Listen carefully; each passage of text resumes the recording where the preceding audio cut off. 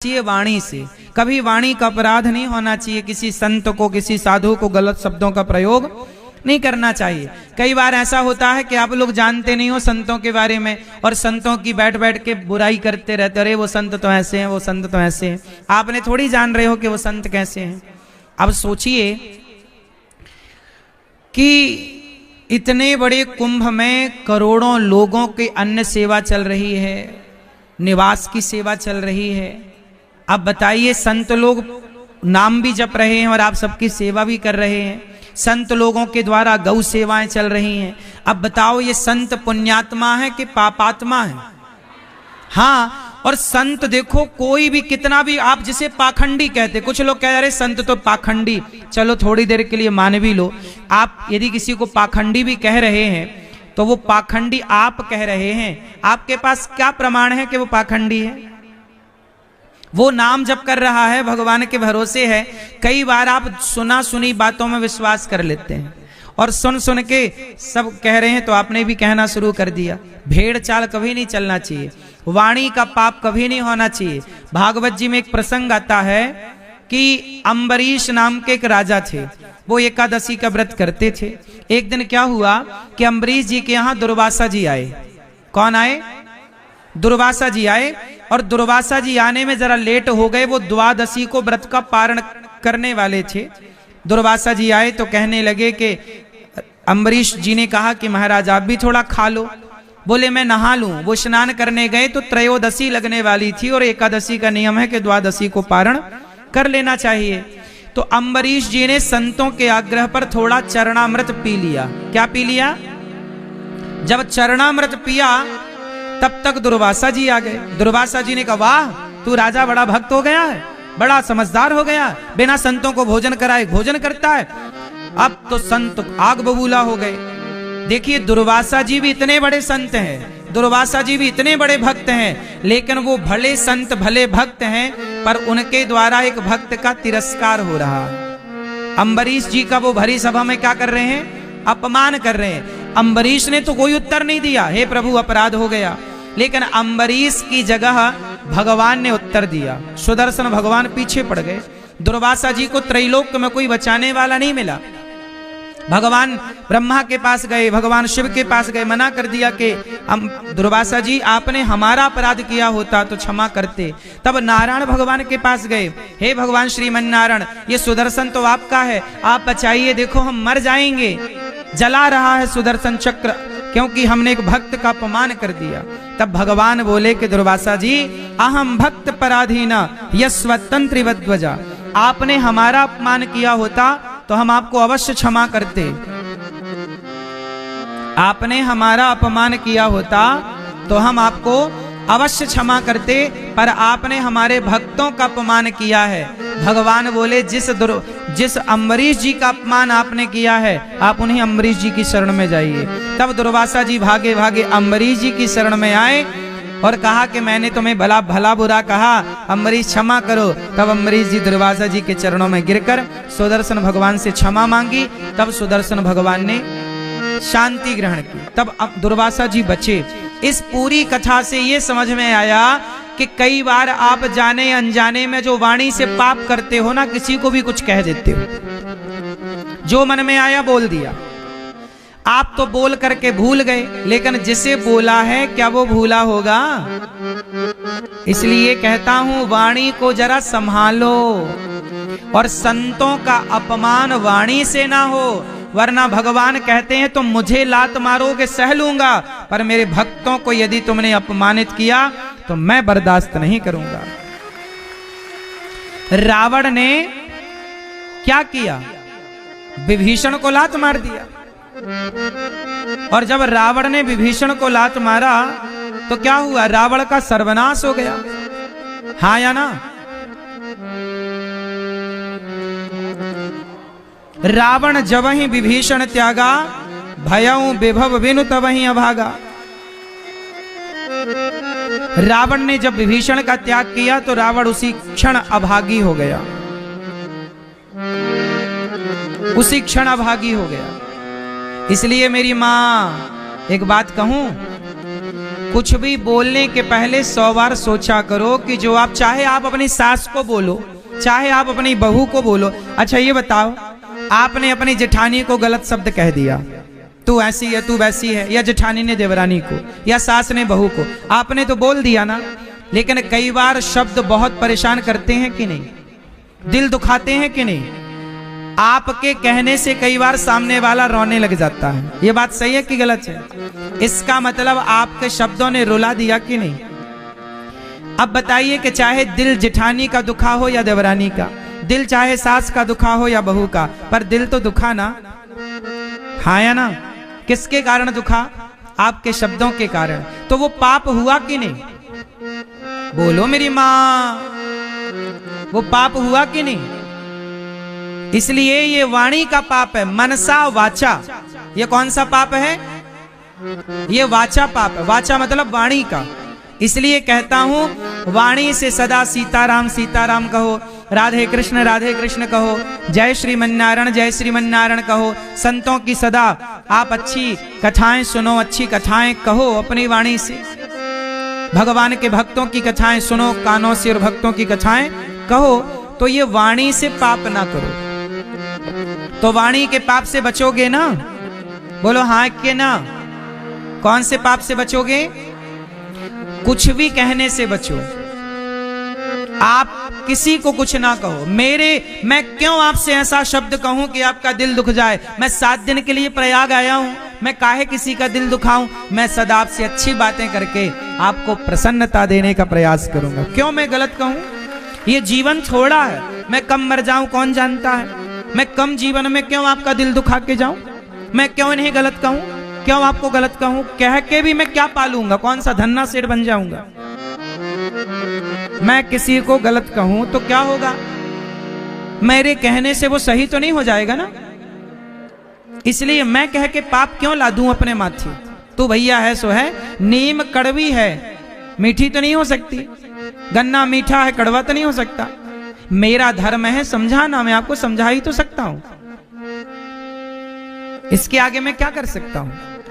मैं चुप हो सकता हूं। इसलिए वाणी के पाप से बचिए, मनसा वाचा। तीसरा पाप है कर्मणा। क्या पाप है मेरी मां? इसलिए दास अपनी वाणी से सदा आपको कथा सुनाने का प्रयास करता है, और शरीर से मैं इस हाथ से, ये हाथ दिया भगवान ने, मैं किसी को थप्पड़ नहीं मारता। मैं सदा इन हाथों को माताओं के, वृद्ध माओं के पांव की तरफ बढ़ाकर माताओं के चरण सेवा करता हूं। हाथ दिए हैं। अच्छा एक काम करो मैया, आज मैं आपको एक मंत्र बताऊं। यदि आपने वाणी से किसी का दिल दुखाया है तो मैं एक छोटी सी बात कहूं, मानोगे? आज से रोज सबको, सबसे क्षमा मांगा करो, सबको सॉरी कहा करो। क्या कहोगे? बोलिए सॉरी। बोलो मेरी मां।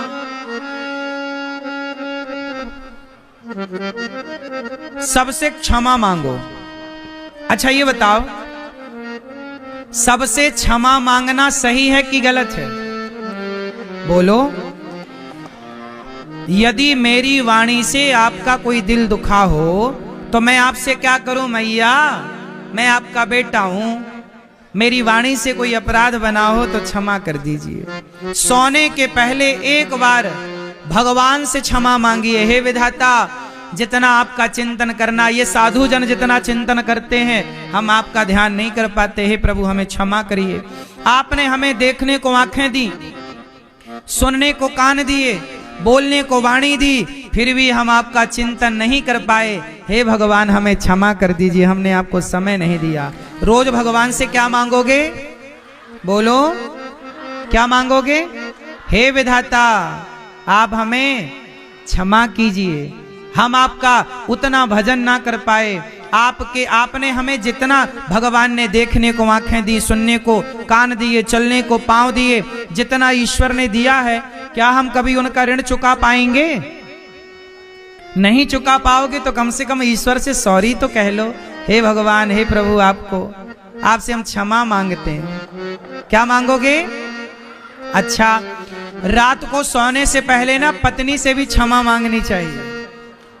हे अर्धांगिनी, हे देवी जी, हमारी वाणी से। अच्छा, पति लोग ना रोज अपमान करते हैं पत्नियों का, कुछ भी कह देते हैं कि नहीं? कई बार पुरुष कुछ भी कह देता है, पत्नी अकेले में जाके रो लेती है, सामने रोती भी नहीं है। आपकी वाणी इतना प्रभाव डालती है कि पत्नियां आपकी वाणी से रो पड़ती हैं। ये बात सही है कि गलत है? बोलो। तो क्या कभी पुरुष को क्षमा नहीं मांगनी चाहिए? पत्नी के भीतर भी तो परमात्मा ही बसते हैं, सब में ईश्वर है, तो पत्नी में भी तो भगवान है। और किसी का भी दिल दुखता है ना, तो वो भगवान का ही दिल दुखता है, ये मानना चाहिए। क्योंकि सब में कौन है? बोलो मेरी माँ, सब में कौन? तो पत्नी में कौन? सब में ईश्वर, तो पत्नी में कौन? भगवान है। तो दिल पत्नी का दुखा तो किसका दिल दुखा? स्वामी जी, आपकी दो वाणी हम सुन लें कुछ। हमारे पूज्य महाराज जी देखिए कितने सहज, ऐसा नहीं लगा कि ये कथा में इस तरह अतिथि बनकर आए। ऐसा लग रहा है कि परिवार के सदस्य हैं और ये परिवारी यहाँ की आके व्यवस्था देखने लग गए। आती व्यवस्था देखने लग गए कि लाइट वाइट है यहाँ की नहीं, व्यवस्थाएं ठीक है कि नहीं। ऐसी इनकी उदारता, ऐसा इनका बड़प्पन। ऐसे पूज्य महाराज जी के चरणों में, सतुआ बाबा जी के चरणों में दास अनिरुद्ध का कोटि कोटि नमन।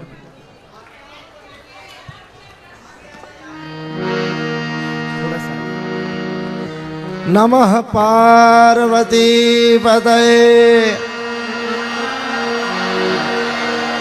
जय जय श्री राधे। सच्चिदानंद रूपाय विश्वोत्पत्त्यादि हेतवे तापत्रय विनाशाय श्री कृष्णाय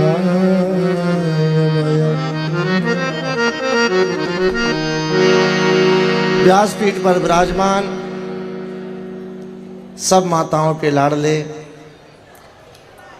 और वृंदावन के दुलरुआ, और मुझे लगता है फेसबुक और ट्विटर के प्रेमी, पूज्य व्यासपीठ पर विराजमान व्यास स्वरूप पूज्य व्यास जी महाराज, जिनको हम सब लोग प्रेम से और स्नेह से व्यास श्री अनिरुद्धाचार्य जी महाराज जी कहते हैं, मैं प्रणाम करता हूँ। आज इस पावन कथा के पावन अवसर पर पधारे हमारे, आप जानते हैं, विश्व के महान एक महापुरुष श्री श्री रविशंकर जी महाराज, परम पूज्य महाराज जी के कृपा पात्र, और महाराज जी के समझिए कि दूसरे अंग श्री भव्य जी महाराज जी को मैं प्रणाम करता हूँ, जिनके पावन सानिध्य में है भागवत गंगा का गोता लगा रहे हैं। मुझे लगता है इस प्रयागराज नहीं, पूरे रामानुज पीठ के जगत गुरु श्री महाराज जी घनश्यामाचार्य जी महाराज जी को मैं प्रणाम करता हूँ। हमारे खाट चौट के सबके प्रेमी, जिनको सब लोग प्रेम से हिटलर बाबा कहते हैं, वो भी हमारे बीच में, उनको प्रणाम करता हूँ। और सभी संतों के प्रेमी श्री भैरव जी महाराज, उनको भी प्रणाम करता हूँ। संगीत पर विराजमान सभी साधकों को प्रणाम करता हूँ। माइक को ऑपरेट करने वाले जो सुंदर आवाज़ दे रहे हैं, उनको प्रणाम करता हूँ। जो भी इस व्यवस्था में लगे, उनको प्रणाम करता हूँ। और जो सुन रहे हैं, उनको जय सिया राम करता हूँ। महाराज जी ने वाणी मनसा वाचा पे बोल रहे थे महाराज जी। ये जो दो मंत्र हैं, मुझे लगता है अगर इन मंत्रों को अपने जीवन में उतार लेंगे तो मुझे लगता है प्रयागराज महाकुंभ में आना हमारा सार्थक होगा। ये प्रयागराज भी एक संयम की भूमि है जिसको कल्पवास कहा जाता है। यहाँ 1 महीने जो व्यक्ति कल्पवास करता है उसका पूर्ण दृढ़ और निश्चय संकल्प होता है कि मैं संयमता के साथ 1 महीना यहाँ कल्पवास करूं। आप देखें इस सनातन के सबसे बड़े भव्य और दिव्य कुंभ में लाखों की संख्या में श्रद्धालु आ रहे हैं और मुझे लगता है जो व्यासपीठ से पूज्य महाराज जी कह रहे थे कि अपराध और विश्वास, हमें किसी को कष्ट नहीं देना है। अगर मैंने किसी को कष्ट दिया तो मुझे क्या बोलना है, सॉरी बोल देना है। महाराज जी ने आज के युग में और आपको सरलता से बताने का प्रयास कर रहे हैं महाराज जी कि जीवन में मंत्र की प्रधानता तो है ही, वेद की प्रधानता तो है ही, लेकिन हमें किसी के प्रति अपने क्षमा मांगने के लिए कैसे अपने भाव को प्रकट करना है। मैं कहना चाहता हूँ इस पावन व्यासपीठ से कि यह कुंभ सनातन का भव्य और दिव्य कुंभ हो रहा है।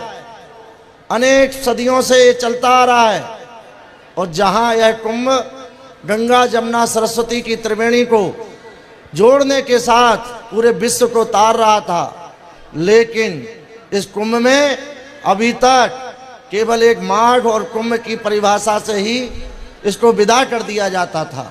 आज देखिए यह कुंभ सनातन की एकता का महान कुंभ बन रहा है। क्यों बन रहा है? ऐसे व्यासपीठ में विराजमान हमारे व्यास स्वरूप अनेक व्यासपीठों से सबको एकता के साथ जोड़ने के लिए और सनातन के साथ खड़े होने के लिए जो संदेश दिए जा रहे हैं, मुझे लगता है वही सनातन है। मुझे विश्वास है कि आपके तक ये आवाज नहीं जा रही पीछे वाले लोगों को, लेकिन कोई बात नहीं, ये अस्थायी मेला है। 1 महीने में विश्व का सबसे बड़ा नगर बसाया जाता है। आज प्रथम दिन है, जहां तक आवाज जा रही है वो भी राधे राधे बोले और पीछे वाले भी माला लेके जप करते रहें। कल सबके लिए आवाज पहुंच जाएगी और कल आप लोग ब्रह्म मुहूर्त में गोता लगाएंगे, वही कथा का पूर्ण सार्थकता है। मैं व्यासपीठ को प्रणाम करते हुए आपकी वाणी को सुनने के लिए हजारों लाखों की संख्या में लोग बैठे हैं। मैं इतना ही कहूँगा कि मैंने सुना था गौरी गोपाल आश्रम को, मैंने आजकल फेसबुक इत्यादि हम भी चलाते हैं, उस पर देखा था आपकी सेवा, जो दीन माताओं की सेवा के लिए मैंने देखा था, गौ सेवा के लिए देखा था। और जो आजकल पति पत्नी एक रेडियो लेके एक दूसरे को सुनाते हैं वो भी सुना था। आपके प्रेम को इतनी सहजता के साथ आध्यात्म के साथ परोसा जा रहा है, ये भी हमारा सौभाग्य है। आपकी सरलता, आपकी प्रेमता, आपकी करुणा, यही समाज के लिए सबसे बड़ा जीवन है। मैं बस आप सबसे एक ही प्रार्थना करूंगा कि सनातन को जो लोग बांटना चाह रहे हैं, जो आध्यात्म को बांटना चाह रहे हैं, उनसे हमें सावधान रहना है। ये एकता का एक कुंभ है, ना जाति है ना पाति है। ये केवल जब हमारा देश गुलाम था तब भी यह सनातन था और आज भी है, और आप सबसे यह सनातन देखा जाता है, आप सबसे सनातन खड़ा होता है। इसलिए बहकावे में ना आके इस सनातन के साथ खड़े रहना, यही मेरी व्यासपीठ से प्रणाम करते हुए आप सबसे प्रार्थना करता हूँ। जय श्री राम। पूज्य महाराज जी की, पूज्य महाराज जी की।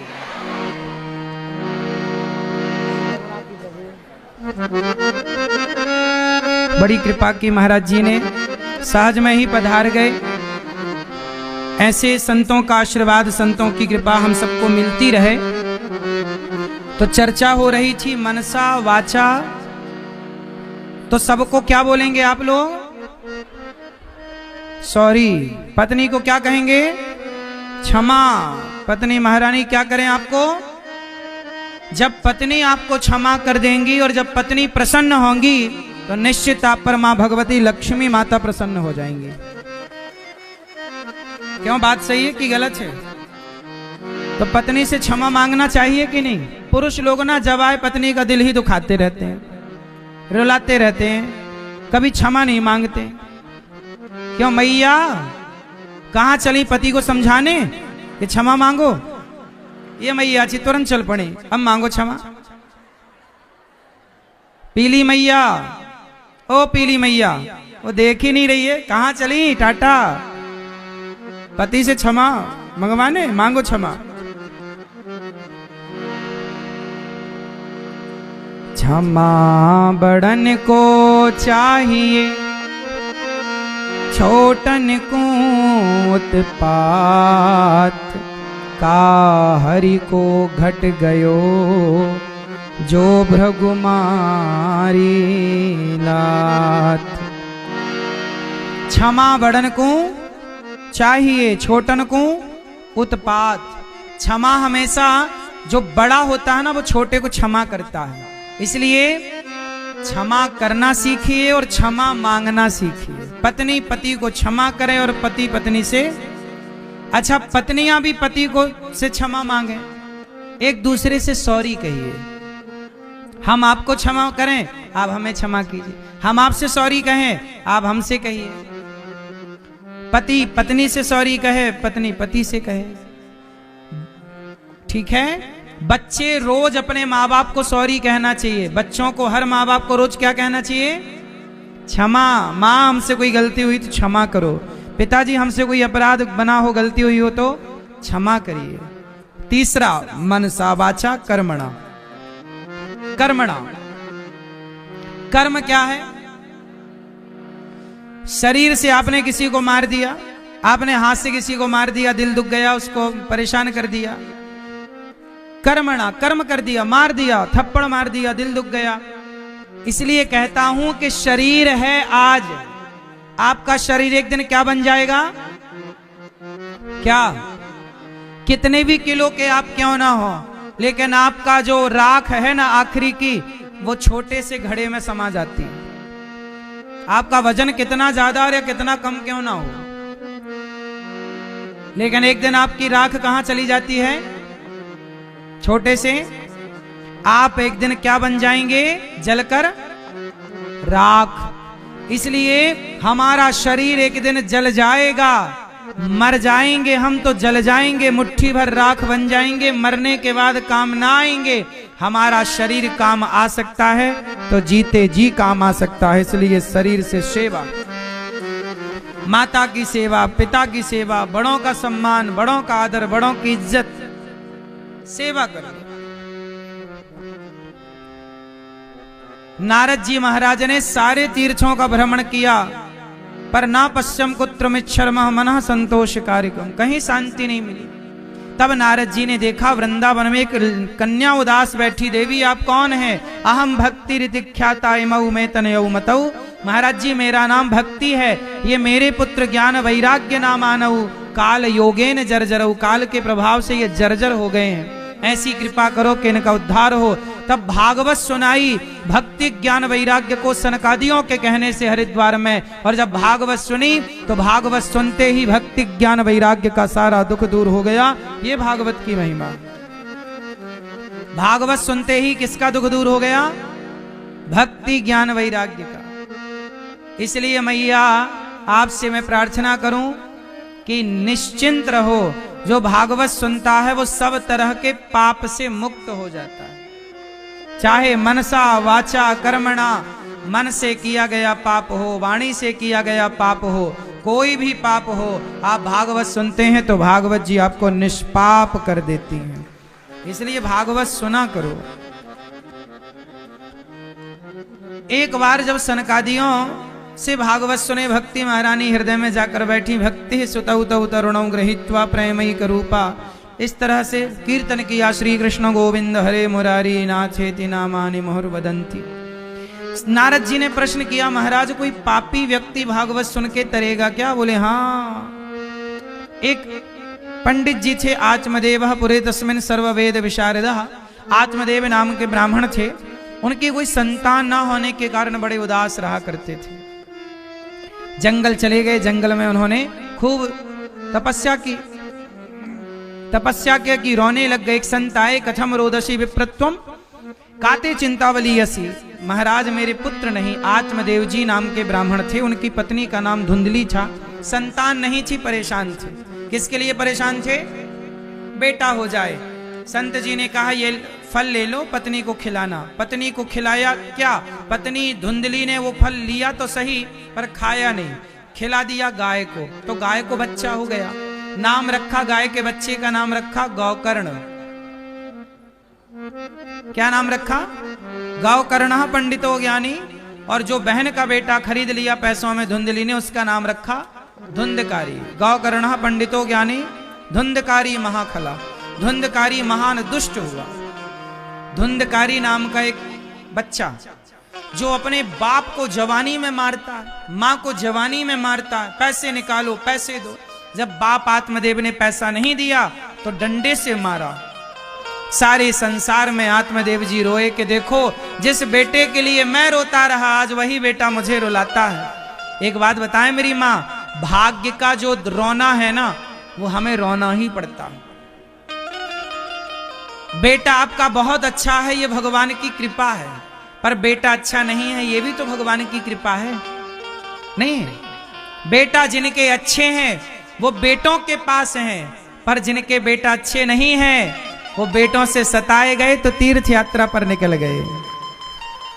तो आखिर बेटा अच्छा होता तो तुम घर पर ही होते, पर बेटा नालायक था तो तुम्हें तीर्थ यात्रा के लिए मजबूर कर दिया कि नहीं। इसलिए हमें किसी में दोष नहीं देखना चाहिए। बेटा नालायक ही क्यों ना हो, पर हमें ये भी हमारे कर्म दंड है। आपको अच्छा बेटा मिला, ये भी आपके अच्छे कर्मों का फल है, और किसी का बेटा बहुत बुरा है तो ये भी उसके किसी जन्म का कर्म है जो बेटा बन के मिला, वो भोगना पड़ता है। आत्मदेव जी को बेटा मार रहा है, रो रहे हैं आत्मदेव जी। ऐसे ही बच्चे जब अपने माँ बाप को सताते हैं ना,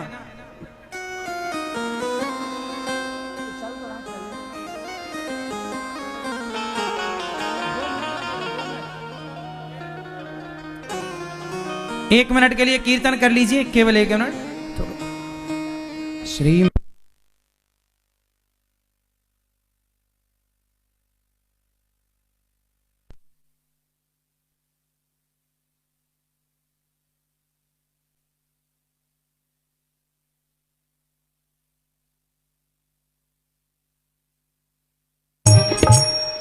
तो आवाज आई मैया, आवाज आई। सुनो, धुंधकारी अपने बाप को मारता है, माँ को मारता है। जब बेटा अपने माँ बाप को मारता है ना, तो क्या होता है जानते हो? माँ बाप रोते हैं। क्या करते हैं माँ बाप? कहाँ जाएं, कहाँ जाएं। एक माँ मेरे पास आई, मैं कथा करने गया एक स्थान पर, माँ आई, बेटा मैं आपसे कुछ मांगू। मेरी एक बूढ़ी माँ, गांव क्षेत्र की एक माँ मेरे पास आई। एक मैया मेरे से बोली, बेटा अनिरुद्ध मैं आपसे कुछ मांगू। हमने कहा मैया माँ हो, क्या चाहती हो बताओ। माँ ने कहा बेटा जब मैं मर जाऊं तो तुम मेरी चिता में आग लगा देना। मैंने कहा मैया ये मांगना चाहती हो? बोली हाँ। मैंने कहा तुम्हारा बेटा है, और बेटा है तो चिता पे आग वो लगाएगा और वो तुम्हारी सेवा करेगा। बोली महाराज मेरा बेटा मुझे जीते जी गिलास भर पानी नहीं दे रहा है। मेरा पोता है छोटा सा 4 साल का, मेरी गोद में नहीं आता। बहू ने मना कर दिया, दादी की गोद में मत जाना। अब सोचिए कुछ बहुएं ऐसी हैं अपने बच्चों को ना दादी दादा की गोद में जाने से रोकती हैं। कितना बड़ा अपराध है ये, कितना बड़ा पाप कर रही हैं ये। आज कोई डर ही नहीं रहा पाप से। लेकिन जब हिसाब चुकने का टाइम आता है ना, तब नानी याद आती है साहब। बड़ों की लड़ाइयों में बच्चों को भी घसीट लेते हैं लोग। कुछ बहुएं हैं कह देती हैं दादी के पास मत खेलना, वहां दादी बुलाए मत जाना। वो मैया बोली महाराज मैं अकेली बनाकर खाती हूं, बुढ़ापे में पांव चलते नहीं, घुटनों में कष्ट है। कहां से मैं आटा खरीदूं, कहां मैं रोटी खरीदने जाऊं, कहां मैं नमक खरीदने जाऊं। बहू और मेरा बेटा ऊपर रहता, ऊपर वाले फ्लोर में बेटा बहू रहते हो, नीचे फ्लोर में मैं रहती हूं। 2-2 दिन में रोटी नहीं बनाती, कहाँ आटा लाने जाऊं, कहाँ आटा, मेरे पास पैसे कहाँ। लेकिन मेरा बेटा एक बार नहीं पूछता कि माँ तुमने बनाया कुछ, खाई कुछ। बहू एक बार नहीं कहती कि, और बच्चों को खेलने नीचे नहीं आने देती मेरे पास। बोली महाराज जब मेरा बेटा जीते जी गिलास और पानी नहीं देता, 2 रोटी नहीं देते बच्चे, तो मैं ऐसे औलादों से, ऐसे बेटे से मैं आग लेकर क्या करूंगी।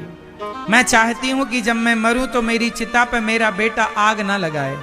क्यों ना लगाए? क्योंकि पेट भर रोटी नहीं दी उसने जीते जी। अब मैं किससे कहूं, ये जमाने से कहती हूं तो मेरे बेटे की बदनामी होगी।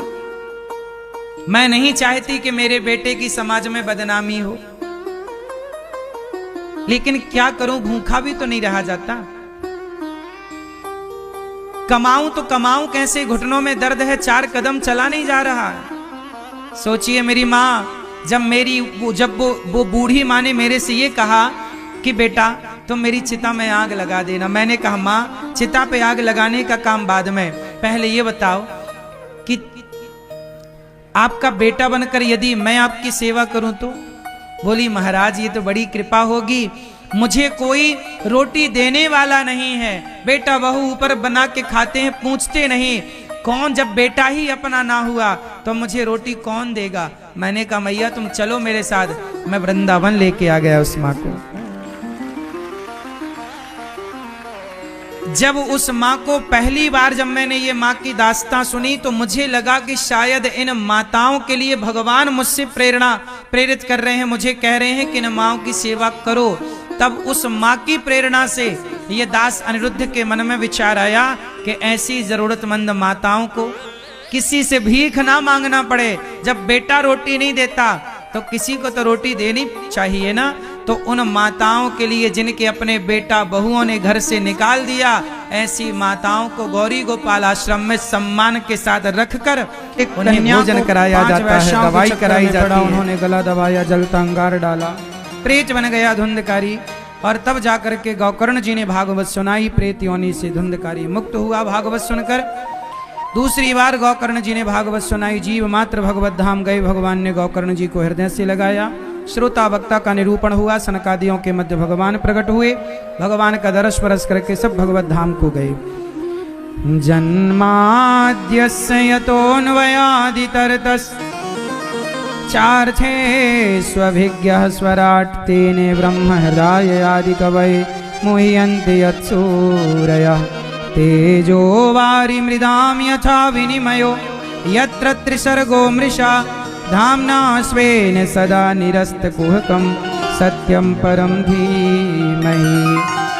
कुंती बुआ ने भगवान से विपत्ति मांगी, भगवान ने अपने आप को दिया। जैसे 7 दिन में मरना हो, उसे क्या करना चाहिए। राजा परीक्षित जी ने शुकताल में सुखदेव भगवान का पूजन किया, हाथ जोड़कर प्रश्न किया। सुखदेव भगवान दिव्य कथा का रसपान कराएंगे। कल फिर कथा सुनेंगे यहीं पर 3 बजे से 6 बजे तक, और अभी थोड़ी देर बाद हम प्रश्नोत्तरी का आनंद लेंगे। तो आप प्रश्नोत्तरी भी सुनिएगा लगभग 7:30-8 बजे से। श्रीमन्नारायण चरणौ शरणं प्रपद्ये, श्रीमते नारायणाय नमः।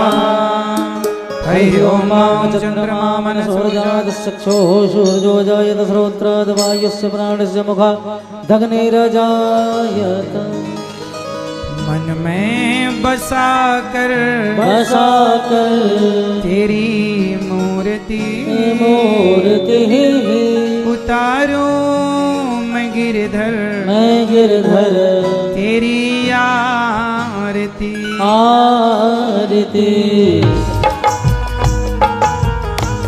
दोनों हाथ उठा के भाव से झूमते हुए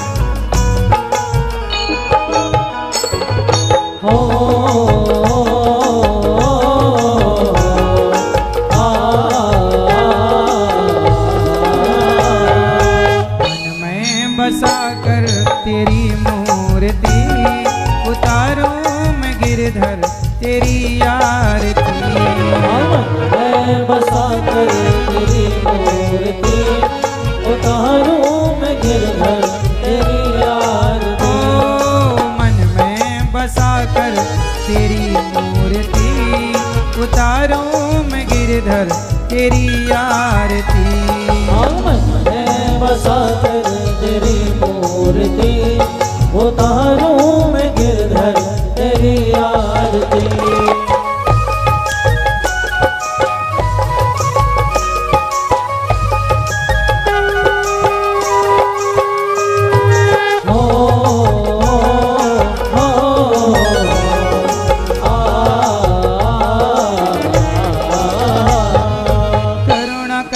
कष्ट हरो ज्ञान दो भगवन, भव में फंसी नाव मेरी तार दो भगवन। करुणा करो कष्ट हरो ज्ञान दो भगवन, भव में फंसी नाव मेरी तार दो भगवन। दर्द की दवा तुम्हारे पास है, दर्द की दवा तुम्हारे पास है। हाँ जिंदगी दया की है भीख मांगती, मैं बसा कर तेरी मूर्ति उतारूं मैं गिरधर तेरी आरती।